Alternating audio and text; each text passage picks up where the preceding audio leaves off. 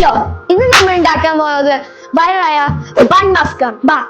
ഈ milk made, butter, vanilla essence ഈ 3 ingredients ആണ് ബൺ മസ്ക് ഉണ്ടാക്കാൻ വേണ്ടി യൂസ് ചെയ്യുന്നത്. ഒരു 100 grams ബട്ടർ ഇടാം,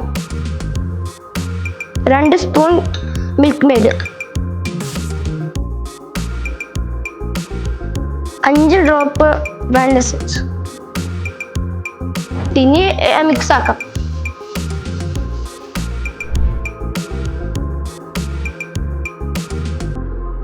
ഇനി നമുക്ക് നമ്മളുടെ ക്രീം ബണ്ണിടാം.